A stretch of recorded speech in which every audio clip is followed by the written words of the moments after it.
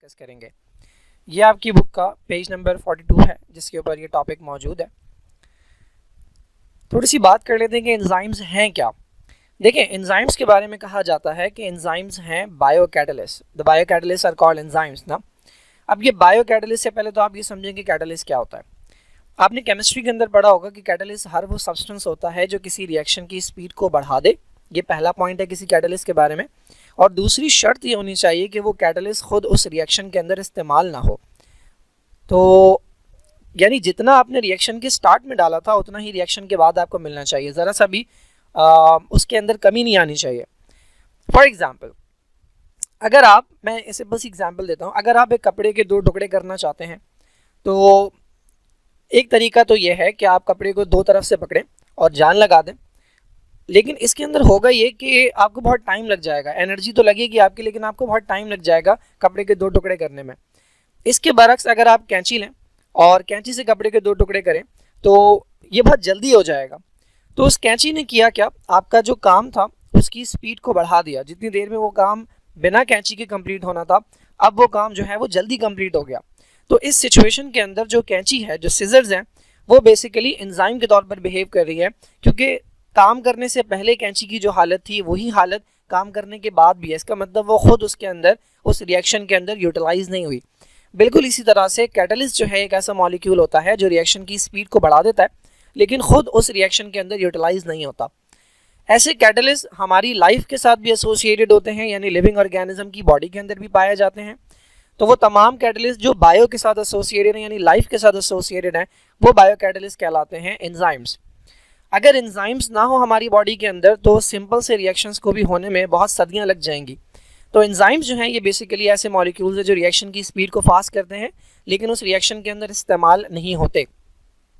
ये जो टर्म है एंजाइम की, ये इस्तेमाल की थी इस साइंटिस्ट ने, फ्रेडरिक विलियम खून ने। ये कई बार पूछा जाता है एमसीक्यू के अंदर। तो यहाँ पर लिखी हुई एंजाइम की डेफिनेशन, एंजाइम्स में be defined as organic substance. Organic substance वो होता है जिसमें कार्बन हो, हाइड्रोजन हो और उनके दरमियान कोवेलेंट बॉन्ड हो, capable of catalysing specific chemical reactions in the living system. यानी एंजाइम वो तमाम ऑर्गेनिक सब्सटेंसेस हैं जो किसी न किसी केमिकल रिएक्शन को कैटलाइज कर सकते हैं, यानी उनकी स्पीड बढ़ा सकते हैं। अच्छा, इनिशियली ये ख्याल किया जाता था कि सारे के सारे एंजाइम्स जो हैं वो प्रोटीन्स हैं, लेकिन ये दो लोग जो हैं, थॉमस कैच और सिडनी ऑल्टमैन, इन्होंने ये डिस्कवर किया कि कुछ आरएनए के molecule, RNA basically nucleic acid होता है, कुछ आरएनए के मॉलिक्यूल हैं जो बिहेव कर सकते हैं एज एन एंजाइम, यानी वो भी रिएक्शन की स्पीड को बढ़ा सकते हैं। तो ऐसे आरएनए के मॉलिक्यूल जो एंजाइम के तौर पर बिहेव कर सकें, उनके लिए एक अलग से टर्म इस्तेमाल की जाती है जिसे हम राइबोजाइम कहते हैं। तो ये भी एमसीक्यू के अंदर पूछा जाता है कि राइबोन्यूक्लिक एसिड के वो मॉलिक्यूल जो एंजाइम के तौर पर बिहेव करते हैं वो क्या कहलाते हैं।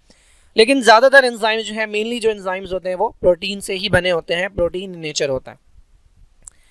ओके, थोड़ी सी बात कर लेते हैं एनर्जी ऑफ एक्टिवेशन की कि एनर्जी ऑफ एक्टिवेशन है क्या। हमने ये तो डिस्कस कर लिया कि एंजाइम्स जो हैं वो स्पीड बढ़ाते हैं किसी भी केमिकल रिएक्शन की। सवाल ये पैदा होता है कि कैसे एंजाइम ऐसा क्या करता है कि रिएक्शन की स्पीड बढ़ जाती है। तो उसका आसान सा जवाब ये है कि एंजाइम्स एक्टिवेशन एनर्जी की रिक्वायरमेंट को डिक्रीज कर देते हैं।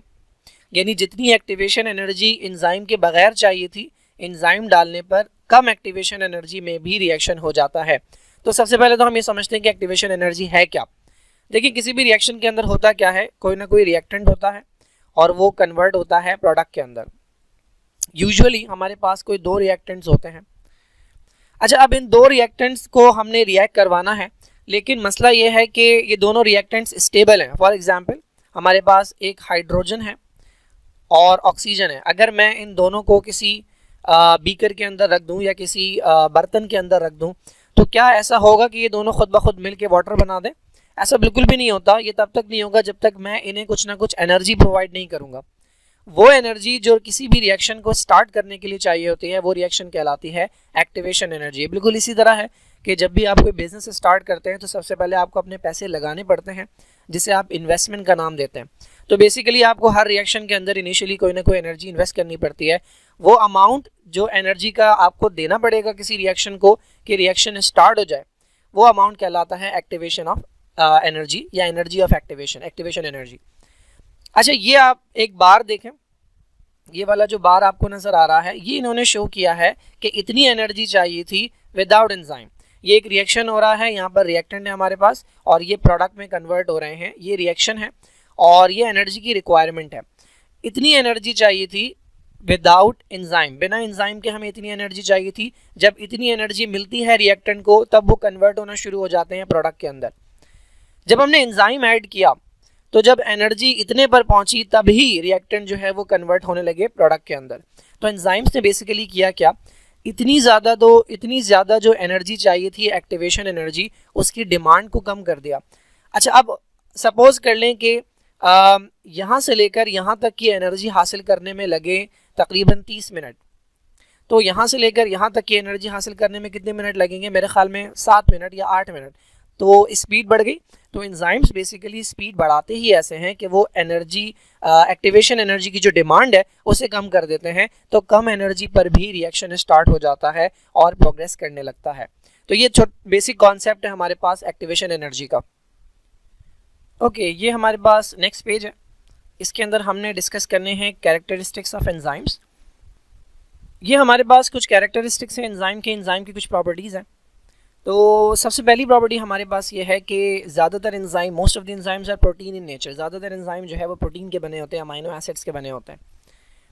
अच्छा, और प्रोटीन की एक स्पेसिफिक टाइप है जिसे हम कहते हैं ग्लोबुलर प्रोटीन्स। ये पूछा जाता है एमसीक्यू के अंदर। ग्लोबुलर प्रोटीन्स जो हैं ये सर्कुलर प्रोटीन्स होते हैं, तो ज़्यादातर इस कैटेगरी के होते हैं। अच्छा, अब एंजाइम्स की दो टाइप्स हैं। या तो एंजाइम के अंदर सिर्फ और सिर्फ प्रोटीन पाया जाएगा, यानी अगर एक एंजाइम को आप तोड़ें तो उसके अंदर से आपको सिर्फ और सिर्फ अमाइनो एसिड मिलेंगे, क्योंकि प्रोटीन अमाइनो एसिड से मिलके बनती है। तो ये एक टाइप है कि जिसके अंदर सिर्फ और सिर्फ प्रोटीन हो। ये इसकी दो एग्जाम्पल हैं, अमाइलेज और पेप्सिन। अमाइलेज जो है ये पाया जाता है दो जगहों के ऊपर बॉडी में, एक सलाइवा के अंदर और एक ही पाया जाता है पेनक्रियाटिक जूस में। दोनों जगहों पर इसका काम होता है कार्बोहाइड्रेट को डाइजेस्ट करना, स्टार्च को डाइजेस्ट करना। पेप्सिन पाया जाता है स्टमक के अंदर और इसका काम होता है प्रोटीन को डाइजेस्ट करना।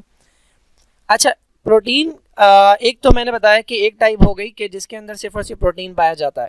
दूसरी टाइप वो है कि जिसके अंदर आपको प्रोटीन भी मिलता है और एक एक्स्ट्रा पार्ट होता है जो प्रोटीन के अलावा किसी और चीज़ का बना होता है। यहाँ पर उस नॉन प्रोटीन पार्ट को इन्होंने नाम दिया है प्रोस्थेटिक ग्रुप का। फॉर एग्जाम्पल, ये हमारे पास एंजाइम है और ये पूरा का पूरा प्रोटीन से बना हुआ है। ये दूसरा एंजाइम है, ये इसके अंदर थोड़ा सा ये वाला प्रोटीन पार्ट है और ये वाला जो एक्स्ट्रा पार्ट आपको नजर आ रहा है ये नॉन प्रोटीन पार्ट है। तो इस पार्ट को इन्होंने नाम दिया हुआ है प्रोस्थेटिक ग्रुप का। अच्छा, एंजाइम्स जो हैं इनकी एक प्रॉपर्टी ये हमने डिस्कस कर ली। इनकी एक प्रॉपर्टी होती है कि ये रिएक्ट कर सकते हैं एसिडिक और अल्कलाइन मीडियम के अंदर या सब्सटेंसेस के साथ। क्यों एक एंजाइम जो है वो दोनों तरह के एनवायरनमेंट में काम, क्यों एंजाइम्स ओवरऑल एंजाइम्स दोनों तरह के एनवायरनमेंट में काम कर सकते हैं, क्योंकि इनके अंदर मौजूद होती है प्रोटीन। ये सेकेंड ईयर के अंदर आप अमाइनो एसिड का स्ट्रक्चर पढ़ेंगे तो वहाँ पर आपको समझ आएगा कि इसका एक्चुअल रीज़न क्या होता है कि प्रोटीन्स जो हैं उनकी वजह से एंजाइम्स एसिडिक और अल्कलाइन दोनों मीडियम में काम कर सकते हैं। एक इंपॉर्टेंट बात मैं आपको बताऊँ अगर, तो नीचे अगर आप देखें तो यहाँ लिखा है कि एंजाइम्स जो हैं ये वर्क करते हैं स्पेसिफिक पीएच पे। इस पीएच क्या होती है? पीएच बेसिकली होती है पावर ऑफ हाइड्रोजन, यानी किसी भी सब्सटेंस के अंदर हाइड्रोजन आयन कितने ज़्यादा हैं। अच्छा, हाइड्रोजन आयन के साथ जो पीएच का रिलेशन होता है वो होता है इन्वर्सली रिलेटेड। इसका क्या मतलब है? इसका मतलब ये है कि अगर किसी भी सब्सटेंस के अंदर हाइड्रोजन आयन ज़्यादा हैं तो हम कहते हैं कि उसकी पीएच कम है। अगर आपने पीएच का स्केल देखा हो तो 0 से स्टार्ट होता है और वो 14 तक जाता है और इसके दरमियान में एक पॉइंट होता है 7, ये न्यूट्रल पॉइंट है। 7 से इस तरफ 0 की तरफ जितना भी है ये एसिडिक होता है और इससे ऊपर जितना भी है ये बेसिक होता है। अच्छा, ये कह रहे हैं कि एंजाइम्स जो हैं, ओवरऑल एंजाइम्स जो हैं वो एसिडिक एनवायरनमेंट में और बेसिक एनवायरनमेंट में वर्क करते हैं। यहाँ पर ये कह रहे हैं कि एक एंजाइम जो है वो किसी एक ख़ास पीएच के ऊपर काम करता है, यानी अगर एक एंजाइम यहाँ काम करता है, ये 3 है पीएच, तो वो एंजाइम यहाँ काम नहीं करेगा, 8 पीएच पे काम नहीं करेगा। ये मैं समझाता हूँ इसका मतलब क्या है। देखें, हम ये बात करते हैं कि इंटर का जो स्टूडेंट है उसके अंदर ये एबिलिटी है, इंटर के स्टूडेंट्स के अंदर ये एबिलिटी होती है कि वो दोनों सब्जेक्ट पढ़ सकते हैं, बायोलॉजी भी पढ़ सकते हैं और मैथमेटिक्स भी पढ़ सकते हैं। लेकिन एक स्टूडेंट एक वक्त में एक ही सब्जेक्ट पढ़ता है, या तो वो बायो का स्टूडेंट होता है या वो मैथ्स का स्टूडेंट होता है। बिल्कुल इसी तरह से हम जब सारे एंजाइम्स की बात करते हैं तो हम कहते हैं कि एंजाइम्स जो हैं वो एसिडिक और अल्कलाइन दोनों तरह की एनवायरनमेंट में काम करते हैं, दोनों तरह के सब्सटेंस के साथ रिएक्ट करते हैं। इसका मतलब क्या है? इसका मतलब ये है कि ओवरऑल एंजाइम्स की हम बात कर रहे हैं। अगर हम किसी एक एंजाइम को पकड़ें तो वो एक एंजाइम या तो एसिडिक एनवायरनमेंट में काम करने वाला होगा या बेसिक एनवायरनमेंट में। एक एंजाइम दोनों जगह पर काम नहीं करता। ओवरऑल एंजाइम्स जो हैं वो हम कहते हैं कि एसिडिक और अल्कलाइन दोनों मीडियम में काम करते हैं। तो फॉर एग्जांपल ये जो पेप्सिन है ये काम करता है स्टमक के अंदर। स्टमक का एनवायरनमेंट होता है एसिडिक। अगर आप इसे उठाकर ले जाएं इंटेस्टाइन में और इसे कहीं काम करो तो ये वहाँ काम नहीं करेगा, बिकॉज एंजाइम्स जो हैं ये स्पेसिफिक पीएच पे काम करते हैं। इसी तरह से एंजाइम्स जो हैं ये थर्मोलेबाइल होते हैं, हीट सेंसिटिव होते हैं। इसका मतलब ये है कि एंजाइम्स किसी स्पेसिफिक टेम्परेचर के ऊपर बेटर वर्क करते हैं। अगर टेम्परेचर चेंज होगा तो एंजाइम की एक्टिविटी डिक्रीज होती है। इंसानों के जो एंजाइम्स हैं वो 37 डिग्री सेल्सियस के ऊपर बेस्ट वर्क करते हैं, ये इनका ऑप्टिमम टेम्परेचर होता है। अगर टेम्परेचर कम या ज़्यादा होगा तो एंजाइम की एक्टिविटी डिक्रीज होती है। और इवन अगर बहुत ज़्यादा टेम्परेचर हो जाए, फॉर एग्जांपल 100 डिग्री तक चला जाए, तो एंजाइम का स्ट्रक्चर डिस्ट्रॉय होता है, डैमेज होता है। ओके, तो दो प्रॉपर्टीज़ हो गई। तीसरी प्रॉपर्टी हमने ये डिस्कस कर ली कि ये टेम्परेचर सेंसिटिव और पीएच सेंसिटिव होते हैं। अच्छा, इसके बाद ये हमारे पास दो टर्म्स हैं, एंडो एंजाइम और एक्सो एंजाइम। मैं बताता हूँ ये क्या है। ये हमारे पास एक सेल है, तो इस सेल के अंदर ये एक एंजाइम बना, ठीक है। इसका काम है किसी चीज़ को काटना। फॉर एग्जांपल ये प्रोटीन काटने वाला एंजाइम है। अगर तो ये एंजाइम इसी सेल के अंदर वर्क करे तो हम ऐसे एंजाइम को कहते हैं एंडो एंजाइम। एक एंजाइम जो जिस सेल में बने उसी सेल में काम करे वो कहलाता है एंडो एंजाइम। ज़्यादातर ऐसे ही होता है कि जो एंजाइम जिस सेल में बनता है उसी में काम करता है। लेकिन अगर सपोज कर लें ये एंजाइम इस सेल से बाहर आ जाता है और ये बराबर वाले सेल में जाके काम करता है, तो अब ये एंडो एंजाइम नहीं कहलाएगा, अब ये कहलाएगा एक्सो एंजाइम, ठीक है। तो यही बताया गया यहाँ पे कि अगर एक एंजाइम जो है वो उसी सेल के अंदर काम करे जिस सेल के अंदर वो बना है तो वो कहलाता है एंडो एंजाइम। और इसी एंडो एंजाइम के लिए एक और लफ्ज़ ये इस्तेमाल करते हैं, वो है इंट्रा सेलुलर। इंट्रा का मतलब विद इन।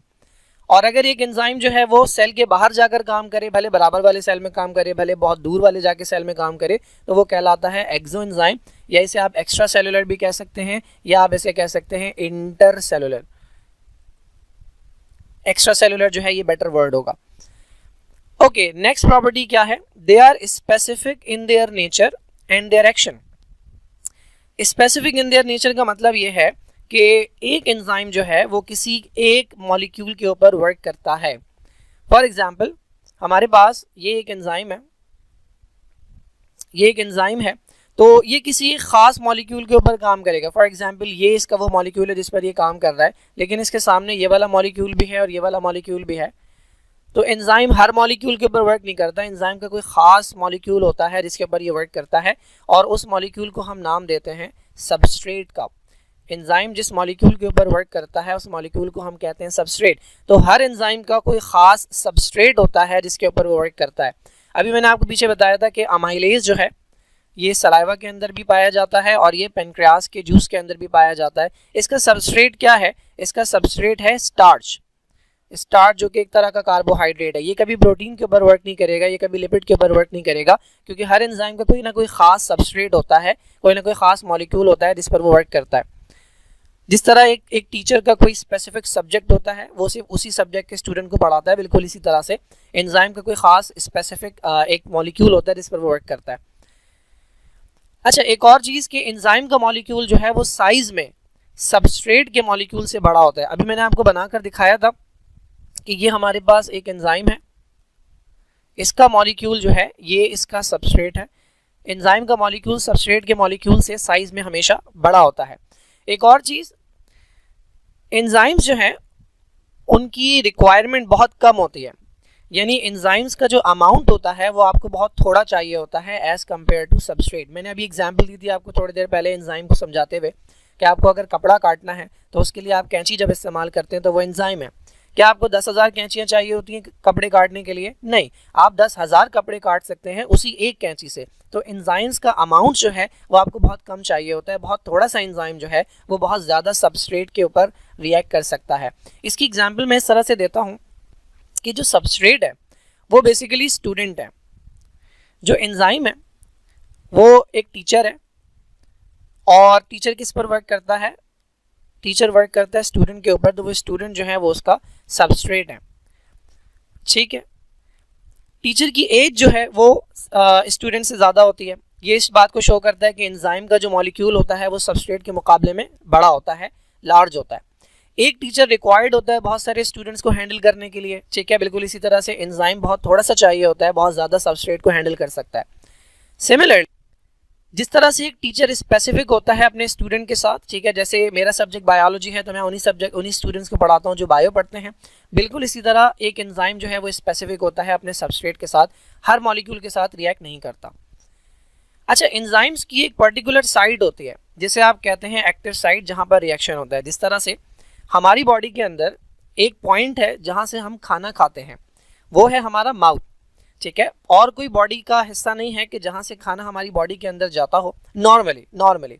अदरवाइज तो आप कहेंगे कि जो ड्रिप लगाते हैं तो वहाँ से भी जा सकते हैं, बट नॉर्मली माउथ जो है उसके थ्रू फूड पार्टिकल्स अंदर जाते हैं। बिल्कुल इसी तरह से एंजाइम का जो मॉलिक्यूल होता है उसके अंदर भी कोई ना कोई एक स्पेसिफिक साइट होती है कि जहाँ पर आकर उसका सबस्ट्रेट बैठता है और यहीं पर रिएक्शन होता है।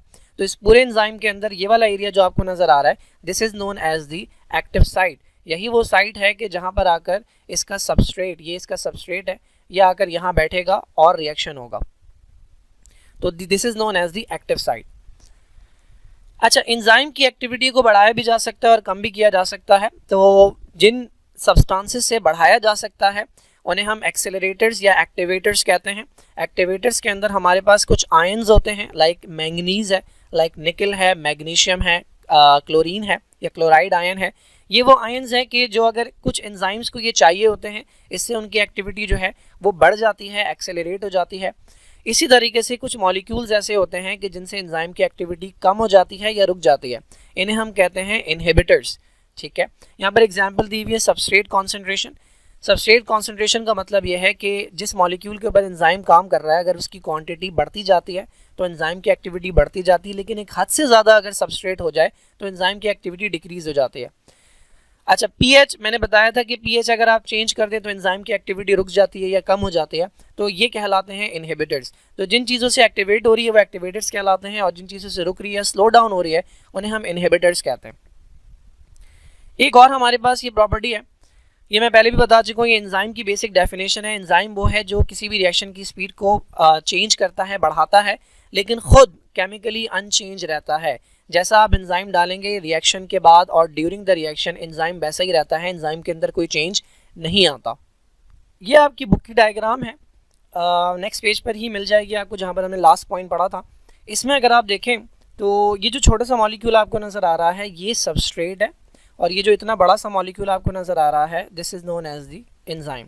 और ये एंजाइम के अंदर आपको एक डिम्पल या एक ग्रूव सा नज़र आ रहा है, this is known as the active site. ये यहाँ पर आकर बैठेगा। नेक्स्ट डायग्राम के अंदर अगर आप देखें तो ये वो मॉलिक्यूल था जिसे हमने सबस्ट्रेट कहा था, ये आकर बैठ गया है इस एक्टिव साइट के अंदर, और यहाँ पर रिएक्शन होता है।